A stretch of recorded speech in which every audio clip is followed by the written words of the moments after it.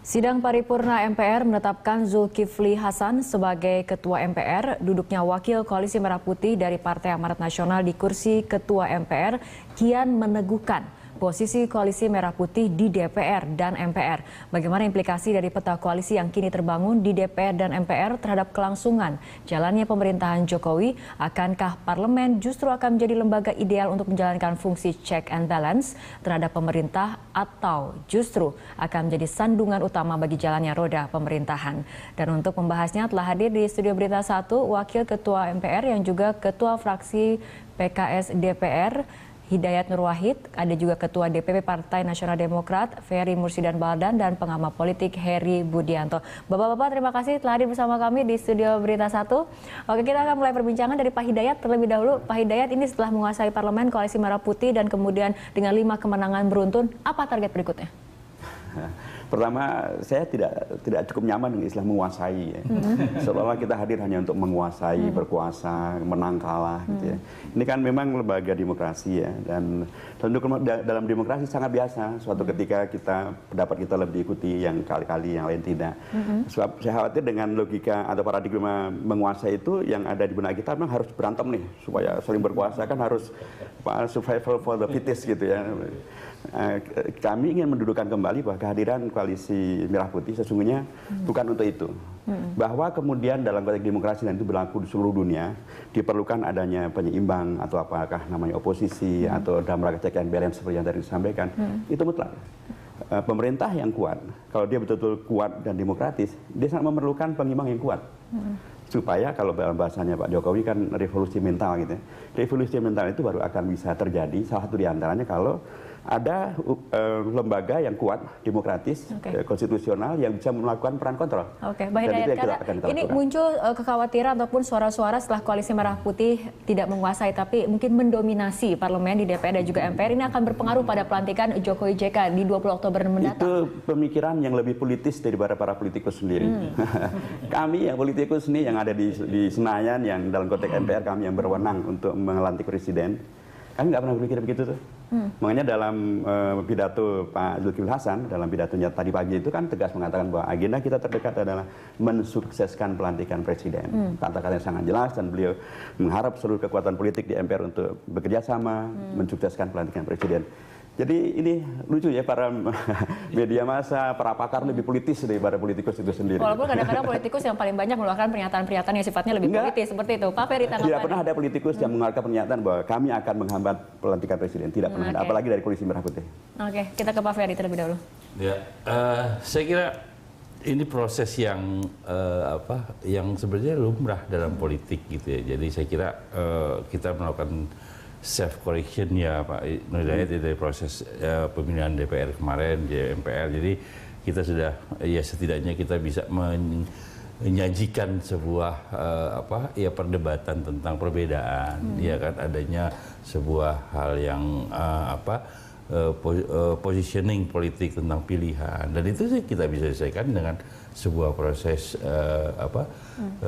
pengambilan suara ketika upaya musyawarah tidak bisa ditempuh, ya kan, ya sudah, ya, saya kira kita juga hormat. Jadi saya kira menarik untuk kita, untuk semua. Jadi saya kira kita juga dari Koalisi Indonesia Hebat tuh kita menghormati itu, kita beri selamat, dan saya kira pagi setelah itu kita pimpinan partai koalisi ya langsung telepon Pak Zul, dan ini kita ucapkan selamat. Tapi kemudian dengan duduknya perwakilan dari Koalisi Merah Putih di DPR dan juga MPR, apakah menurut Anda ini akan menyulitkan pemerintahan Presiden terpilih Jokowi mendatang? Saya kira tidak. Karena gini, kalau kita berpikirnya seperti itu, menurut saya jadi atau dijadi pimpinan, ya Mas Hidayat Nur Wahid tetap anggota DPR, anggota MPR, jadi atau dijadi pimpinan. Kalau niatnya menghambat, nggak usah cari-cari posisi seperti itu gitu loh. Artinya kalau memang ini, makanya saya bilang ada jadi pimpinan tuh teman-teman PKS Koalisi Merah Putih ada di DPR, ada di MPR. Ya kalau niatnya memang menghambat, nggak usah susah-susah melakukan berupaya mengambil posisi itu kalau niatnya. Tapi menurut saya tidak, itu satu hal yang juga kita bisa itu kan, makanya saya katakan bahwa ketika teman-teman koalisi ini juga yang melakukan self correction, memperbaiki bagaimana kemudian penyikapan kita terhadap proses menyelesaikan ya kan berbagai perbedaan lewat ya kita. Oke. Jadi Anda percaya kemudian dengan dominasi koalisi Merah Putih di parlemen ini akan menjalankan fungsinya sebagai check and balance untuk pemerintahan Saya kira begini, kalau kita selalu berpikiran bahwa kehadiran teman-teman koalisi Merah Putih misalnya ya kan dalam konteks jumlah ya kan yang lebih dari jumlah koalisi Indonesia Hebat itu nggak pernah selesai. Kita nggak pernah selesai dalam mengelola negara ini. Itu adalah fungsi. Di sana juga ada di bagian DPR, di bagian MPR juga ada teman-teman koalisi Indonesia Hebat, ya kan? Ada PDIP, ada Nasdem, ada Hanura, ada ya kan, ada PKB. Jadi saya kira itu adalah sebuah proses dinamika yang menurut saya kira pada porsinya mungkin. Ya menurut saya kalau kita bisa berpikiran positif, Tuhan memberikan sebuah pelajaran untuk bangsa ini. Dalam check and balances ya Mas Hidayat ya. Jadi mungkin belajar ini yang belum pernah sebelumnya barangkali. Ini nampaknya dua kubu memiliki pikiran yang positif seperti itu Mas Heri, tapi ini sangat berbeda sekali dengan kondisi pada saat pemilihan DPR, pada saat pemilihan pimpinan MPR, bagaimana kemudian situasi di gedung DPR MPR sangat panas seperti itu Mas Heri. Bisa dipaksa juga kan, mau gimana? Oke Mas Heri. Mungkin karena sudah dapat MPR juga koalisi Merah Putih jadi agak slow gitu ya, tidak lagi mengarah kepada hal yang tidak mengarah kepada hal yang lebih terlihat dalam konteks kontestasi politik. Menurut saya begini, ini kan soal momentum. Jadi kalau memang tidak ada misalnya kelanjutan dari Pilpres, saya kira siapapun bisa dari koalisi Merah Putih maupun dari Indonesia Hebat bisa saja mengatakan seperti itu. Tapi aromanya itu begitu wangi tercium di publik gitu ya. Bukan kata pengamat, tapi kalau kita duduk aja di warung kita tanya pada masyarakat itu mereka menganggap bahwa itu tidak bisa hilang. Itu yang saya katakan bahwa aroma kontestasi Pilpres pasca Pilpres itu masih terlihat dan itu tersaji di dalam rapat paripurna, di mana kedua kubu ini saling berebut pimpinan MPR. Memang sah-sah saja dalam demokrasi. Saya kira kita sah melakukan itu dan DPR, MPR kita terbiasa juga melakukan voting, perbedaan pendapat. Saya kira biasa saja. Tapi kemudian ini karena soal momentum tadi terlihat panas di masyarakat. Nah, kalau sekarang sudah memang saatnya saya kira untuk tensinya turun karena memang sudah selesai perebutan soal kursi-kursi di parlemen, pucuk pimpinan. Tinggal kan kalau di DPR, tinggal alat kelengkapannya saja, saya kira. Nah, memang ada kekhawatiran begini, karena kekuatan parlemen itu lebih besar pada kelompok oposisi. Dan ini menurut saya baru pertama kali juga terjadi pasca reformasi kan. Selama ini kan tidak seperti itu. Jadi kalau muncul kekhawatiran misalnya dari pihak koalisi Indonesia Hebat, tapi menurut Bang Ferry enggak gitu. Nah, enggak ada kekhawatiran, justru bagus. Saya justru menilai dua-duanya menjadi blunder ketika, misal contoh ya, menjadi blunder kalau melakukan hal-hal yang inkonstitusional, baik koalisi Merah Putih maupun Jokowi JK. Maka menurut saya on the track saja. Pak Jokowi tidak perlu merasa khawatir, tidak perlu merasa takut dengan kekuatan parlemen gitu ya yang besar. Check and balances menurut saya itu memang fungsi DPR, silahkan saja.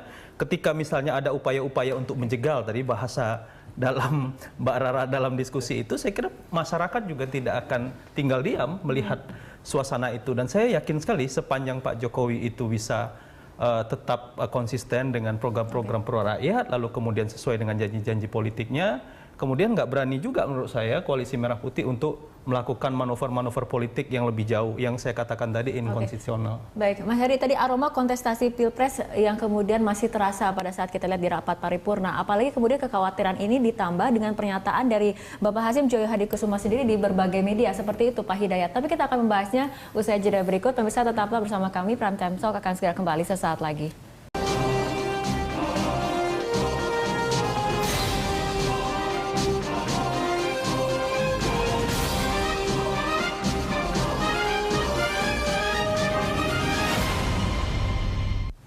Pemirsa, dialog kembali kami lanjutkan. Pak Hidayat, memang kemudian tadi diharapkan dengan didominasinya parlemen oleh Koalisi Merah Putih sebagai oposisi dari pemerintahan ini akan menjalankan fungsinya sebagai check and balance. Tapi kita lihat kutipan dari pernyataan pendiri Gerindra Prabowo Subianto yaitu Hasim Joyo Hadikusumo ini kepada Reuters yang mengatakan kami akan gunakan kekuatan kami untuk menginvestigasi dan menghambat. Sementara di Wall Street Journal pada Selasa 7 Oktober Pak Hasim mengatakan koalisi akan mengajukan kekuatan veto atas 100 posisi yang berada dalam kewenangan Presiden, diantaranya Kapolri, Panglima TNI, anggota Mahkamah Agung, dan juga Mahkamah Konstitusi.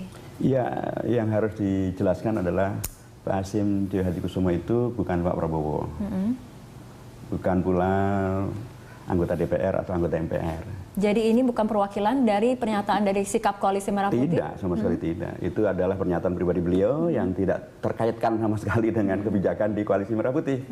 Itu juga perlu disampaikan kepada publik ya, supaya tidak kemudian publik dicampur aduk dengan beragam hal yang belum tentu adalah. Dan kami belum pernah membahas apalagi tema-tema semacam itu. Sekali lagi bahwa kami menghormati pendapat pribadi silakan. Tapi kalau pendapat pribadi itu kemudian dikatakan sebagai mewakili kami, dan beliau tidak pernah mengatakan saya mewakili Koalisi Merah Putih loh. Enggak loh, itu juga harus ditegaskan ya. Jadi sekali lagi kami tegaskan dalam konteks kami, akhirnya kami jelas konstitusi ada di depan kami, apalagi MPR. MPR itu kan yang harus melaksanakan konstitusi. Artinya kebijakan-kebijakan nanti yang akan dibuat oleh pemerintah tidak akan kemudian dihambat di parlemen, di DPR? Ada hal yang justru harus ditanyakan, kebijakan pemerintah itu yang mana? Anda nggak pernah bertanya, Pak Jokowi mana sih kebijakan Anda? Sudah hampir 1 bulan lebih ya, tidak terpilih. Belum tersampaikan, ini loh kebijakan kami. Karena juga belum dilantik pada tanggal 20 Oktober baru iya, dilantik. Anda juga nggak perlu bertanya tentang kemungkinan-kemungkinan nanti. Tapi yang kemudian beragam hal yang publik sudah mulai bertanya-tanya, beragam hal yang dulu dijanjikan ternyata berbeda gitu loh. Dulu menjanjikan kabinet yang ramping, nyatanya tetap sama 34. Beliau waktu itu ngemohi tidak mau partai politik, ternyata 16 kursi untuk partai politik. Beragam hal yang dulu dikomitmenkan ternyata nggak jalan. Artinya check and balance sudah mulai dari sekarang nih ya, bahkan sebelum dilantik. Karena kami mengingatkan sebaiknya fokus saja Pak Jokowi kepada apa yang dijanjikan. Dan jangan kami ditanya-tanya tentang impeachment atau nggak impeachment gitu loh. Kalau beliau melaksanakan apa yang disampaikan tadi, seluruh programnya sebagaimana dijanjikan. Walaupun belum pada bahasan impeachment ini sebetulnya Pak. Nggak ada ya mengganggu kira-kira ke arah sana lah ya. Kalau kemudian beliau yang melaksanakan seluruh yang dijanjikan, ya nggak ada ruang untuk melakukan mengganggu, mengganjal, apalagi impeachment nggak ada. Yakinlah, laksanakan seluruh yang dijanjikan kemarin. Tapi publik sudah mulai mengkritisi loh. Oke, baik Pak Ferry tanggapannya. Ya, saya kira dinamika politik tentu akan berlainan. Tantangan kepada kami, khususnya pada Pak Jokowi, justru adalah melakukan hal terbaik yang sebagaimana pernah disampaikan, ya kan, dalam program prioritasnya, dalam apa yang disajikan dalam kampanye kemarin, ya kan. Dan itulah yang menjadi dasar masyarakat membangun hope dengan memilih Pak Jokowi. Dan saya kira dengan posisi seperti itu, sejak awal kita juga sampaikan bahwa jika ada hal-hal yang aneh, saya kira mungkin yang duluan kritik kan kami dulu, ya kan, kami dulu. Kami juga tidak ingin kemudian Pak Jokowi itu kita biarkan kemudian keliru di ruang publik, kemudian mengkritik. Jadi kita juga menjadi bagian yang kontrol awal lah, early control dari kita. Tapi nampaknya tadi dari pernyataan Pak Hidayat ini sudah kemudian diincar ataupun dilihat bahwa adanya program-program yang nampaknya tidak sesuai dengan janji kampanye dari Jokowi. Ya, saya kira kan begini. Ini kan kita belum mulai. Biar bagaimanapun kita kan nggak bisa. Jangankan itu, kita berhubungan saja dengan kementerian sekarang Pak SBY marah-marah, dianggap jangan menduplikasi pemerintahan loh, katanya loh. Kan tadinya kan ada perjanjian dari proses legasi di Bali, tapi makanya kita terus kita menyadari bahwa semua itu nanti ketika dia sudah dilantik sebagai presiden, ya kan. Jadi saya kira semua tahapan ini kan kita juga bukan baru pertama. Jadi jangan tiba-tiba orang kita belum dilantik, belum tampil sebagai presiden, ya kan, jangankan hak protokolernya pun belum sebagai presiden, ya kan, di HUT-TNI kemarin kelihatan. Jadi saya kira kita lihat semua ada waktunya, semua ada saatnya, dan semua ada figurnya. Oke, baik. Dari Pak Ferry kita ke Mas Heri. Ya, saya kira memang kalau politisi dari kedua kubu kayak Bang Ferry sama Pak Hidayat, saya kira semua akan cool ya, semua akan tenang. Tapi memang tidak bisa direm, semua orang punya hak bicara. Saya sependapat dengan Pak Hidayat mengatakan bahwa apa yang disampaikan oleh Pak Hasim adalah bersifat pribadi. Saya kira ketika mengatasnamakan kami itu perlu dipertanyakan, kami yang dimaksudkan itu siapa gitu kan. Ada statement seperti itu. Nah, ketika statement itu muncul, menurut saya itu keresahan-keresahan dari berbagai macam pihak. Saya kira itu akan muncul ke publik. Jadi dalam situasi sekarang hendaklah memang masing-masing pihak itu ya, baik secara personal, apalagi mengatasnamakan kubu koalisi, tapi kan sudah dijawab oleh Pak Hidayat tidak merupakan bagian daripada Koalisi Merah Putih. Saya kira untuk lebih tidak mengeluarkan statement itu, karena memang situasi psikologi politiknya ada kekhawatiran. Saya yakin ini karena Bang Ferry ini politisi handal ya, jadi bawaannya tenang, tapi teman-teman di Koalisi Indonesia Hebat ada kekhawatiran yang besar. Saya ambil contoh, dan itu bisa ditelusuri di media massa. Misalnya ada isu, nanti mungkin bisa ini juga Pak Hidayat, bahwa Koalisi Merah Putih tidak akan memberikan kesempatan pada alat kelengkapan DPR misalnya kepada Koalisi Indonesia Hebat. Kan sudah ada respon dari salah satu politisi dari PDIP yang keras juga menurut saya kan di situ. Nah, disinilah menurut saya ketika opinion war ini muncul, ya perang opini ini muncul di publik, ini yang menjadi tidak sehat. Lagi-lagi ingin dibantah, tidak ada perseteruan, tidak ada kami biasa-biasa saja. Publik juga menilai gitu. Pada akhirnya ya ketika dibilang tidak ada, orang menilai, bukan pengamat, semua orang tuh menilai gitu. Yang saya katakan aromanya itu wangi itu. Mestinya karena ini menjadi kekhawatiran ketika fungsi check and balance ini ternyata motivasi di belakangnya adalah mengenai balas dendam karena kekalahan di salah satu misalnya pemilihan seperti itu. Pak Hidayat, ini bagaimana sebetulnya? Ya, kalau kita mengedepankan cara berpikir yang serba mencurigai, serba memang khas pemikiran para politisi gitu. Tapi saya politisi malah nggak pakai pikiran kayak gitu gitu. Kenapa sih kita nggak membangun sih berpikir yang positive thinking gitu? Ini kan peristiwa yang berbeda-beda. Udah ada pilpres, ada satu peristiwa, kemudian pemilihan DPR satu peristiwa, DPD satu peristiwa. Semuanya kan peristiwa yang berbeda-beda dengan varian yang berbeda-beda. Tapi dikatakan tadi aroma kontestasi pilpresnya ini terus-terusan terasa, tercium seperti itu. Bahkan publik juga mungkin membicarakan seperti itu. Itu salah satu dari katakanlah pendapat gitu ya, tapi itu kan bukan mutlak yang harus kemudian diamini seperti itu. Tidak bisa dipungkiri bahwa memang ada rentetan, ada pilpres, kemudian ada pilek, dan ada pilek, kemudian ada pemilihan pimpinan DPR dan seterusnya. Itu rangkaian peristiwa memang, tapi bisa juga diartikan bahwa ya itu kompetisi biasa saja, kayak kompetisi-kompetisi yang lain, dan tidak harus diartikan ini balas dendam, ini nggak laku. Kenapa kita nggak bisa melihat secara natural ya, secara genuine juga bahwa ya, apakah ada kami menang atau kalah, atau misalnya Koalisi Indonesia Hebat, kalaupun nanti mereka menang misalnya pada pemilihan DPR misalnya mereka menang, kan bukan berarti kemudian itu artinya bahwa mereka melestarikan kemenangan, kan tidak juga. Ya itu saja, kebetulan memang mungkin suara mereka lebih banyak atau mungkin idenya lebih brilian sehingga kemudian menarik untuk dimenangkan. Itu saja. Jadi menurut saya publik perlu juga dididik untuk cara berpikir yang tidak sepenuhnya adalah buruk sangka, apalagi kemudian konfrontatif, ngompori untuk kemudian terjadi balas dendam. Kenapa tidak bisa kita katakan, ya inilah kompetisi. Toh pada akhirnya juga terjadi dinamika, misalnya kemarin rekan-rekan P3 kemudian bergabung dengan Koalisi Indonesia Hebat.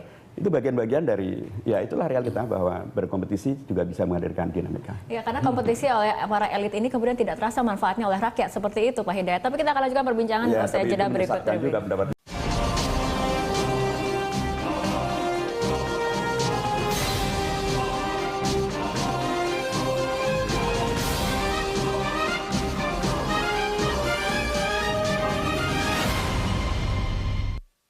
Pemirsa, dialog kembali kami lanjutkan. Pak Ferry, dengan posisi seperti ini antara parlemen dan juga istana, apakah kemudian akan terjadi gap kemudian dengan posisi seperti ini, dominan parlemen oleh Koalisi Merah Putih yang kemudian memposisikan diri sebagai oposisi atau berseberangan dengan pemerintah? Apakah nantinya akan ada gap antara istana dan juga parlemen seperti itu? Saya kira kalau presiden adalah sebuah kekuasaan yang diatur oleh konstitusi, DPR dalam hal ini diatur di dalam konstitusi, ya kan. Jadi saya kira semua sudah punya ruang tugasnya, tidak bisa saling melakukan sebuah kontraksi yang melebihi porsi. Saya sudah ketika misalnya Dewan punya usulan untuk mengajukan undang-undang, Presiden pun punya usulan hak undang-undang. Jadi saya kira di situ perdebatannya, ya kan. Saya kira nggak mungkin tiba-tiba usulan undang-undang ya kan ditolak. Yang ditolak pasti karena substansinya tidak pas dengan apa yang dibutuhkan. Jadi bukan soal kewenangan untuk mengajukan undang-undang, karena kalau itu kan nanti kita didorong untuk melakukan berbalas pantun dong. Ya, ini A dijawab dibalas lagi aksen, ini B. Jadi saya kira enggak. Jadi pengalaman yang kita alami, saya pribadi dalam 3 periode di DPR, saya kira biasa saja. Kadang-kadang kita dengan katakanlah pemerintahan atau menteri yang ngajukan undang-undang, padahal itu teman, tapi ya memang nggak cocok juga gitu. Tapi harus kita sampaikan. Jadi kita nggak boleh juga kemudian ketika ada hal yang nggak benar, terus kita biarkan. Itu menurut saya fungsi ini. Jadi kalau kita mengorbankan komitmen pada value itu yang menurut saya jadi sangat terganggu. Jadi kita tidak mendasarkan pada posisi. Nah hari ini misalnya teman-teman Koalisi Indonesia Hebat juga harus menyesuaikan misalnya perannya seperti di parlemen juga ada anggota kita, ya kan. Nah itu saya kira kalaupun nanti pada putusannya, ya kan, tapi kan menurut saya belum dibicarakan juga.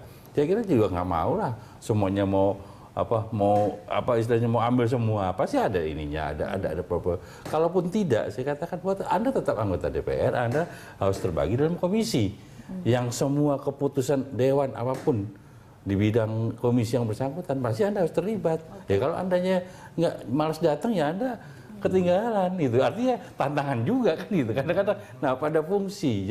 Jadi sebetulnya ada spirit yang bagus untuk kita mendorong teman-teman dari anggota DPR dari Koalisi Indonesia untuk lebih rajin, ya kan, lebih katakanlah tanggap, ya kan, lebih banyak hadir dalam persidangan. Jadi jangan kemudian malas datang di pagi, ya kan, absen terus pulang. Nah, jangan lagi begitu. Nah kalau misalnya itu kan satu hal yang kita jadikan energi positif. Tapi dalam desain pemerintahan saya kira enggak. Saya kira Pak Jokowi juga menegaskan pada kita enggak ada yang perlu dikhawatirkan karena kita tidak punya prasangka yang aneh-aneh. Kita jalankan saja. Kita harapkan anggota dewan memang semuanya memiliki sikap yang sesejuk ini ya, seperti itu ya, seperti Pak Hidayat dan juga Pak Ferry. Sudah membuktikan itu kok. Udah sering kita berbeda pada hal yang harus berbeda, Mas Ferry, dilihat dari kemudian yang terjadi pada saat pemilihan MPR, DPR seperti itu, kira-kira pembelajaran politik apa yang kemudian didapatkan oleh rakyat ataupun gambaran seperti apa yang didapatkan oleh publik? Ya, saya sekaligus menyinggung yang dari Pak Hidayat. Saya kira memang kedua-dua pihak ketika misalnya media publik kritis terhadap para elit terutama partai, saya kira juga pendidikan politik perlu disampaikan oleh partai politik. Artinya ketika ada paripurna pun mestinya tidak keluar adegan-adegan yang justru akan mengkritik parlemen. Saya kira kemarin MPR luar biasa Pak itu. Nah, biasanya media nggak nyebut tuh siapa yang kemarin bikin masalah waktu pemilihan DPR. Nggak disebutkan di partainya mana, nggak disebut tuh biasanya. DPR padahal bukan semua DPR kayak gitu. Mungkin penilaian itu kolegial semua gitu kan. Jadi gini, itu yang saya katakan dalam proses demokrasi semua mengalami proses pembelajaran dan di sanalah menurut saya nilai-nilai pendidikan politik kita ambil semua. Jadi termasuk itu, kalau kita bicara misalnya ke depan seperti apa Jokowi JK, saya dengan tegas mengatakan nggak usah terlalu khawatir, tapi memang kita bisa mengambil contoh dari pemerintahan Pak SBY yang parlemen 70% pun tidak semua program Pak SBY berjalan dengan baik. Jadi artinya apa yang ingin saya katakan, apalagi dengan misalnya sekarang kekuatan di parlemen itu ada pada kubu Koalisi Merah Putih akan lebih kritis, itu bisa dipastikan akan lebih kritis itu, tidak akan bisa dihindari. Tapi itu lagi saya katakan, kalau misalnya Koalisi Merah Putih tidak sesuai dengan konstitusi yang ada, maka juga tidak akan diam rakyat. Artinya apa? Semua itu akan dicek oleh masyarakat. Jadi menurut saya semua akan tetap berjalan dengan baik, semua tetap akan berjalan dengan, saya sama optimisnya dengan Pak Hidayat dengan Bang Ferry sebenarnya ya. Nah dari sisi itu. Jadi parlemen yang tertinggi bukan yang ada di DPR MPR tapi parlemen yang ada di Enggak, misalnya soal pemakzulan, soal impeachment kan sulit, bukan melalui MPR, harus DPR dulu lalu kemudian ke MK baru ke MPR. Jadi MK balik ke DPR, DPR baru ke MPR. Iya, jadi ada proses yang panjang. Jadi kalau kemudian ada wacana seperti itu, perlu juga kita beri pendidikan politik. Nah itu, sama-sama mengcounter yang seperti itu. Kalau di antara keduanya, misalnya publik, ya termasuk kami lah, para akademisi menurut saya, mengkritik ya mengkritik itu bukan mencari salah juga. Kalau tidak ada sesuatu hal yang terjadi di parlemen, ngapain juga dicari-cari, kan gitu. Nah ini yang perlu kita sadari bersama menurut saya. Oke, Pak Hidayat, mungkin pendidikan politik dari kemudian beberapa peristiwa yang telah kita lihat itu menurut Anda seperti apa? Banyak ya. Pertama, kalau itu dianggap negatif, harus diingat bahwa mereka itu bukan datang dari langit. Anggota DPR itu bukan jatuh dari langit. Mereka adalah pilihan rakyat sendiri. Jadi rakyat juga harus ikut bertanggung jawab terhadap hasil pilihan mereka. Jadi kalau mereka menginginkan lebih baik, mereka harus ingat 5 tahun yang akan datang nih, ternyata cara memilih kemarin salah. Saya harus lebih kritis, saya harus lebih mengenal siapa calon yang akan menjadi wakil saya. Supaya dengan demikian rakyat bisa menjadi bagian dari yang secara prinsip mengkoreksi lingkaran setan masalah ini. Itu yang penting. Nomor 2, kita juga melihat bahwa demokrasi ternyata memang mengambil begitu banyak warna. Dalam konteks Indonesia inilah demokrasi yang diambil gitu ya, dengan beragam variannya. Tapi yang jelas, sehiruk pikuk apapun kondisi yang terjadi kemarin, ternyata tetap bisa diselesaikan melalui mekanisme demokrasi, bukan demokrasi. Apakah itu dengan cara kemudian voting ya, ataukah itu sebagian bahkan walkout gitu. Tapi itu cara penyelesaian yang menurut saya lebih bagus daripada kemudian melakukan demokrasi, misalnya kemudian bakar-bakaran, kemudian tawuran dalam. Sebab di sebagian negara di luar sana ada juga tuh di parlemen yang sampai tawuran, lemparan kursi, saling tinju, dan di Indonesia itu tidak terjadi. Artinya apakah yang namanya voting, apakah namanya musyawarah mufakat, apakah namanya kemudian walkout, itu sungguh bagian dari yang masih ditolerir dalam konteks demokrasi. Artinya secara umum kita bisa juga mengelola demokrasi ini untuk tidak kemudian menjadi anarkis. Yang ketiga menurut saya bahwa dari beragam peristiwa ini telah menghadirkan satu tahapan yang penting, yaitu munculnya kepemimpinan di lembaga-lembaga demokrasi, lembaga DPR, DPD maupun MPR. Bayangkan kalau sudah ada pemilihan umum, tapi kemudian kita tidak bisa memilih pemimpin. Kita tidak mungkin menyelenggarakan sidang paripurna, tidak mungkin menyelenggarakan beragam agenda di DPR, MPR maupun DPD, tidak mungkin membuat keputusan karena tidak ada yang memanage, tidak ada yang mengatur. Itulah para pemimpin. Dan para pemimpin telah dipilih, sekarang tugas mereka untuk melaksanakan amanah sebagai pemimpin untuk menghadirkan demokrasi yang bermartabat. Oke, Bapak-Bapak, kita akan lanjutkan perbincangan, tapi kita ikuti jeda berikut terlebih dahulu.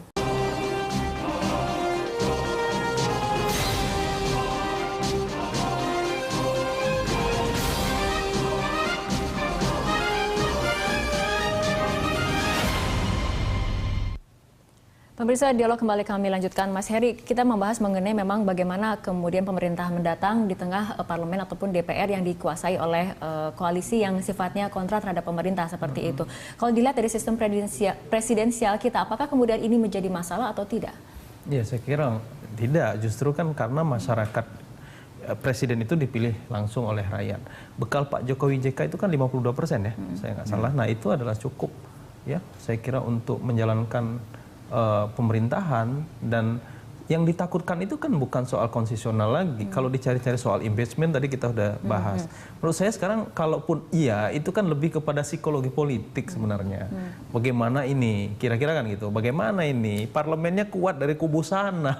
Bagaimana kita bisa jalankan pemerintahan kalau kuatnya di sana. Nah, makanya saya contohkan di zaman Pak SBY saja parlemen 70%, politik gaya politik Pak SBY politik akomodatif, semua partai diajak, diberikan termasuk PDIP ya. Kan di Pak Taufik Kemas diberikan posisi di MPR, itu pun gejolak di parlemen luar biasa. Apalagi sekarang, kira-kira gitu. Menurut saya itu kan akan ada. Nah, menarik yang disampaikan oleh Bang Ferry bahwa justru kalau Pak Jokowi JK misal tidak menjalankan program-program pro rakyat tadi misalnya, justru kritik yang lebih awal menurut saya dari teman-teman Koalisi Indonesia Hebat mengingatkan sebelum sampai koalisi yang lain, justru itu akan lebih efektif kalau itu terjadi menurut saya. Jadi ini terus selalu melakukan sebuah perencanaan yang matang, lalu kemudian setiap program-program pemerintahan itu betul-betul on the track gitu. Jadi sebetulnya ini untuk masa depan dari kematangan ataupun pelaksanaan implementasi program-program pemerintah akan jauh lebih bagus, karena kemudian memang ada yang akan mengkritik lebih tajam jika kemudian ini tidak direalisasikan seperti itu kan. Itu tidak bisa dihindari. Makanya tadi Pak Hidayat kan tidak begitu setuju dengan istilah program karena belum melaksanakan gitu kan. Gitu kan Pak Hidayat. Makanya saya bilang itu tidak akan bisa dihindari. Tidak akan pernah tidak bisa dihindari kalau ada kritik gitu ya nanti terhadap program. Kita ambil contoh misalnya, ini prediksi pengamat lah kira-kira soal BBM. Ini kira-kira November. BBM ini bukan mendahului Allah Subhanahu Wa Taala Pak ya. Menurut saya kok akan panas. Karena sudah bisa diprediksi. Ya kita ambil contoh lah, mudah-mudahan ini tidak terjadi menurut saya ya. Kayak kemarin ada pernyataan salah satu kader Demokrat ketika walk out, ada rasa guyon memang, tapi itu dimunculkan dalam sebuah rapat paripurna. Kan orang menilai, bagi para pakar komunikasi melihat statement itu, ini ada apa gitu, seolah-olah dalam tanda petik maknanya adalah balas dendam. Mbak Rara kira-kira ingat kan yang saya maksudkan itu? Ada pernyataan dari salah satu kader Demokrat ketika teman-teman dari koalisi. Berarti bukan dari koalisi. Ya, artinya kan ada seperti itu. Penyeimbang katanya. Dalam konteks itu, saya membayangkan kalau BBM besok akan keluar lagi statement seperti itu.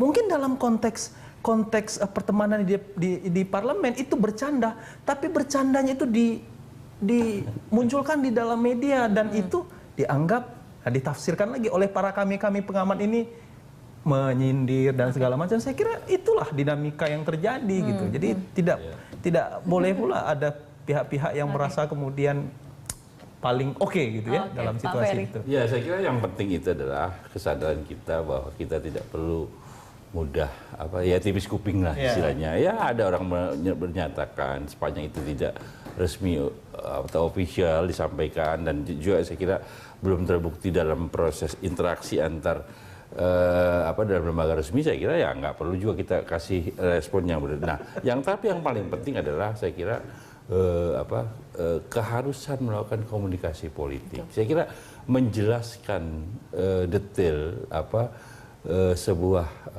kebijakan, latar belakang, ya kan, apa yang dipertimbangkan, apa yang dilihat itu saya kira menjadi lebih penting. Saya kira itu juga bukan menjadi bagian yang semata-mata. Jadi ketika ada perbedaan, ya kan, itu saya kira bukan karena orang mengingat posisi politik emang berbeda, pastilah kalau ini ajuan pasti. Tapi ketika dijelaskan dan kemudian juga tertantang, ya kan, misalnya ketika pemerintah tidak mampu menjelaskan apa yang menjadi dasar pengambilan kebijakan atau dikeluarkan kebijakan ini, menurut saya juga itu pokoknya harus diterima. Saya kira bukan seperti itu. Jadi saya kira komunikasi politik menjadi satu hal yang menurut saya harus, kalau kita mau belajar dari bagaimana founding fathers kita, tokoh-tokoh kita, ya kan, itu mengelola perbedaan pada dirinya dan pada posisi politik dirinya, saya kira luar biasa. Komunikasi politik yang kemudian akan dia tidak keluar dengan ekspresi ketidaksukaan atau kebencian, tapi dia sadar betul dan pada proporsionalitas perbedaan. Saya kira ya mudah-mudahan, mungkin belum sempurna saya dengan Pak Ustaz Hidayat, tapi dalam porsi itu saya kira kita hormati perbedaan. Saya interaksi pernah pengalaman. Pak Hidayat sepakat ya, kalau tipe seperti ini saya kira mudah lah. Gitu. Artinya mudah komunikasi seperti itu, Pak Hidayat. Iya, kita juga sebenarnya diuntungkan ya dalam konteks Indonesia kita ini kan sesungguhnya ketika kita berada di dunia politik, sesungguhnya kita mempunyai begitu banyak latar kesamaan, mungkin latar kesamaan ormas, latar kesamaan organisasi, mahasiswa, begitu banyak. Dan itu membuat faktor-faktor yang kita bisa berkomunikasi itu sangat banyak. Jadi karenanya insya Allah tidak akan pernah ada deadlock di Indonesia ini. Karena belum lagi secara umum psikologi bangsa Indonesia itu suka yang guyup, rukun, memayu hayuning bawono kata orang Jawa. Kata musyawarah mufakat itu kan sudah menjadi prinsip. Jadi karenanya tinggal pinter-pinternya para pemimpin kita untuk melakukan komunikasi yang baik ini. Karena banyak orang menegaskan begitu banyak, mohon maaf, kebelum-menangan, saya tidak mengatakan kekalahan ya, dari rekan-rekan dari koalisi Indonesia Hebat, karena komunikasi yang terbangun akumulatif yang dinilai dengan Pak SBY menjadi bermasalah. Itu kemudian menghadirkan beragam kondisi-kondisi politik yang kemudian tidak memudahkan mereka mencari kawan, menambah partai politik, bahkan mengajukan pimpinan DPR pun nggak memenuhi syarat karena hanya 4 nama satu saja enggak, padahal sudah dijanjikan 4 menteri dan lain sebagainya. Jadi ini bagian dari komunikasi yang memang mudah-mudahan akan menjadi koreksi konstruktif ke depan gitu ya, bahwa kalau kita tidak berkomunikasi dengan baik, dampaknya bisa semacam ini. Oke, baik Pak Hidayat, Mas Heri dan juga Pak Ferry, kita masih punya satu segmen lagi, tapi kita ikuti jeda berikut terlebih dahulu.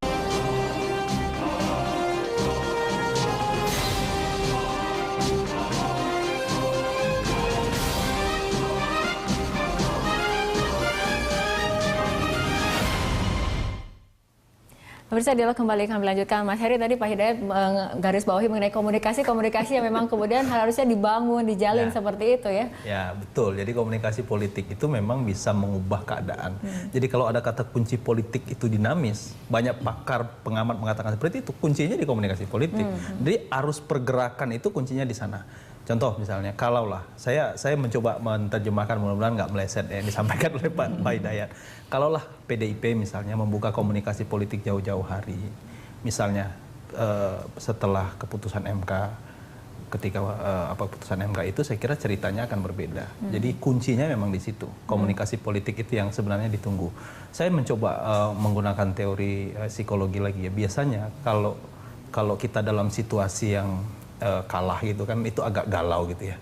Kita anggaplah beberapa partai politik di koalisi Merah Putih itu pada saat itu memang menunggu gitu.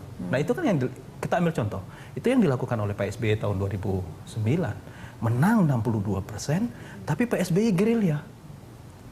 2004 juga begitu, sama. Hanya 7,5% Partai Demokrat, tapi Pak SBY mendatangi tokoh-tokoh politik untuk diajak bersama-sama di pemerintahan. Mungkin kalau PDIP kemarin melakukan hal itu, saya kira aroma yang kita bicarakan tadi nggak. Sayangnya nasi sudah jadi bubur. Berarti benar kan yang saya sampaikan tadi gitu. Mungkin belum ditanyakan sama ini memang agak mundur ke belakang, gitu. tapi mungkin masih bisa dibahas lah. Ya, saya kira enggak lah. Saya kira bahwa tiap langkah yang penting kan kita mau berkaca, ya kan, kita mau belajar, kita mau mengakui kesalahan. Itu yang saya kira termahal dalam hidup ini adalah orang mau mengaku kesalahan. Yang mana yang salah? Artinya ketika kita keliru kita akui. Tapi kan menurut saya kalau konteks SBY Mega itu domain yang berbeda, nggak usah dikaitkan sih, karena saya kira dua-duanya juga begitu, lempar sinyal, tarik sinyal. Itu menurut saya kusut kita. Ya, hari ini adalah saya kira kita memulai sesuatu yang harus baru, harus mengkoreksi, ya kan, sesuatu yang keliru, ya kan, sesuatu yang kurang. Ya bahwa kemudian semua tentu tidak ideal, nantinya it's okay, ya kan. Tapi kata kuncinya adalah ketika proses politik itu adalah pertama dia harus terjadi interaksi yang membalance. Ini pemerintahan presiden, balancing. Ketika ada over di pemerintahan, maka balancingnya muncul di DPR.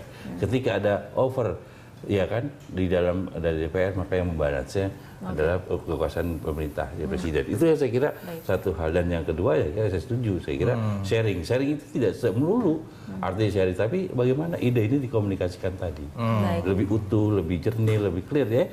Dan kalau kemudian masih menentang apa yang disampaikan itu, ya kita tidak memahaminya karena memang pasti ditolak. Tidak, karena memang ada yang salah dalam ide kita. Jadi ketika argumentasinya itu keluar, dasar pendidikan itu menurut saya sesuatu yang menyebut, yang menegaskan bahwa itulah seni dari berpolitik gitu.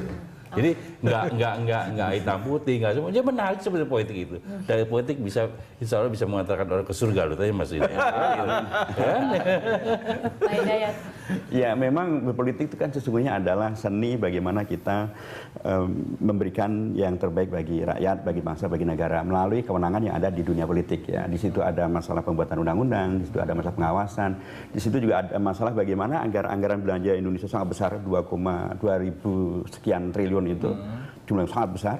Bagaimana ini kemudian bisa dibagi untuk mensejahterakan seluruh rakyat Indonesia, dan itu harus melalui mekanisme politik. Tanpa itu nggak jalan, bisa jadi korupsi, bisa jadi tertumpuk di satu pulau saja. Jadi karenanya menurut saya memang ada orang mengatakan politik itu kotor. Menurut saya ya kalau kotor kalau dikotorin. Sesungguhnya kalau tidak dikotorin, kalau dia dikembalikan pada prinsip dasarnya, politik kan policy ya. Bagaimana kebijakan itu dibuat. Akan menghadirkan hal yang baik. Untuk itulah karenanya diperlukan anggota DPR, anggota MPR yang berkualitas, yang track record yang bagus, lembaga, dan kemampuan berkomunikasi secara lebih baik. Ini closing statement, tapi Pak Hidayat, artinya ketika Koalisi Merah Putih mendominasi DPR MPR, ini akan menjalankan fungsinya sebagai untuk check and balance seperti itu untuk pemerintahan. Iya, termasuk juga untuk masalah pembuat regulasi yang baik, termasuk juga mengawasi budgeting yang baik supaya tidak terjadi korupsi, supaya terjadi kesejahteraan untuk rakyat. Oke, Mas Heri, terakhir, apakah kemudian Anda optimistis bahwa Koalisi Merah Putih akan melakukan fungsinya untuk check and balance, untuk mendukung pemerintah, bukan kemudian untuk saling menjegal seperti itu? Kalau jawabannya bukan, saya harus sesuai dengan konstitusi. Karena kalau tidak, saya kira juga masyarakat akan menilai. Jadi penilaian itu bukan hanya pada pemerintah, juga pada parlemen. Ketika parlemen misalnya melakukan hal-hal yang inkonstitusional, ya pasti masyarakat juga akan berteriak menurut saya. Nah ini kedua-duanya lah ya. Semuanya kan sebenarnya memiliki niat yang baik untuk membangun bangsa. Tinggal kan perbedaan-perbedaan ini kan karena perjuangan arah yang berbeda. Tadi Pak Hidayat sudah mengatakan, Bang Ferry sudah mengatakan, sebenarnya secara ideologi nggak ada masalah, latar belakang pertemanan nggak ada masalah. Kadang-kadang kita juga heran nih, Ya, di depan itu seolah-olah seperti mau perang, tapi sebenarnya di belakang itu bisa ngopi bareng ini, ngopi bareng, berangkulan dan lain sebagainya. Nah, ahli hisab dan lain sebagainya. Ini juga menurut saya itu juga perlu disampaikan kepada masyarakat. Jadi sebenarnya suasananya itu pada dasarnya di backstage panggung belakang itu tenang-tenang saja, di panggung depan yang terlihat seolah-olah panas gitu. Jadi ini politik seolah jadi panggung politik dan juga panggung sandiwara seperti itu. Itulah namanya merebut kekuasaan. Tapi cuma seolah-olah saja. Ada juga yang serius. Ada juga ada. Tidak kita mau bersandiwara. Menurut saya kalau bohong ya bohong, itu berbohong. Artinya kalau dia jujur ya saya kira kita harus akui, dan kita kan di politik tidak sedang berlomba berlomba untuk menjadi baik, tapi kita sedang berlomba membuat kebaikan untuk orang lain. Tapi jangan pakai bohong. Iya, itu menurut saya. Jadi ketika kita mau berlomba sekedar mau terlihat menjadi baik, itu saya kira potensi berbohong banyak. Tapi dan nanti mudah kok terlihat mana yang sangat memang mudah terlihat. Pemain sandiwara, mana yang serius, mana yang bohong, mana yang hanya pencitraan, semua akan mudah terlihat. Dunia terbuka, orang bisa melek semua. Dan media selalu mengawasi. Iya. Check and balance. Oke. Baik, terima kasih Bapak-bapak telah hadir bersama kami dalam Prime Time Talk. Kita harapkan memang DPR MPR akan menjadi penyeimbang untuk pemerintahan Presiden terpilih Jokowi mendatang seperti itu. Baik, terima kasih Bapak-bapak telah hadir bersama kami.